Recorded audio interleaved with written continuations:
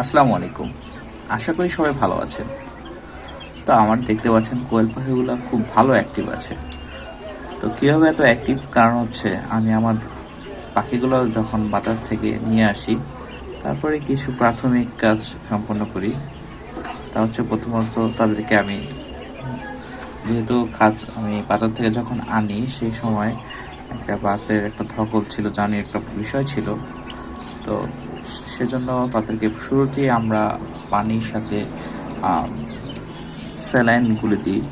স্যালাইনটা হচ্ছে আমাদের নর্মালি যে স্যালাইন আমরা ওরসালাইন ইউজ করি, সেটাই একটু পানির সাথে মিশিয়ে তাদেরকে খাওয়াই। 1 লিটার পানির মধ্যে একটা স্যালাইনগুলো আমরা প্রথম দিন তাদেরকে একটু খাওয়াই। সেই সাথে একটু নাপা সিরাপ ছিল, নাপা সিরাপটা দিয়ে দিয়েছি। তো প্রথম দিন একবার দেওয়ার পরে আমরা পরবর্তী দিন তাদেরকে কিছু ভিটামিন দিই। ভিটামিনটা হচ্ছে হলো মাল্টিভিটামিন, যেটা রেনা WS।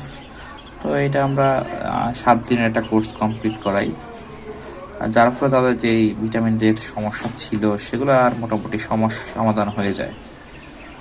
তারপর আমরা পাখিটাকে যে একটু মানে ঠান্ডা, একটু শরীর যেন ভালো থাকে, এজন্য রেনামাইসিনটা দিন খাওয়াই। 4 ভাগের 1 ভাগ 250 বোতলের মধ্যে গুলে আমরা দিয়ে দিলাম। যার ফলে পাখিগুলো এখন দেখেন, আমার পাখিগুলো খুবই অ্যাক্টিভ।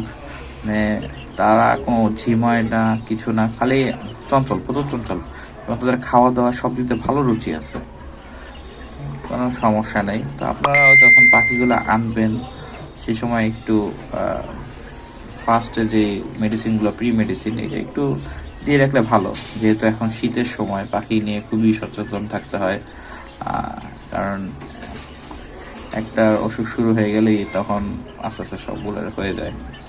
তো মোটামুটি তাদের খাবার টাবার সব দিতেই ভালো আছে। আপনারাও যখন পাখি নিয়ে আসবেন তো এই প্রি মেডিসিনগুলো ইউজ করতে পারেন। আর সেই সাথে তাদের খাবারগুলো আপনারা যখন আনবেন তখন হচ্ছে হলো লেয়ার স্টার্টার খাবারটা দেবেন।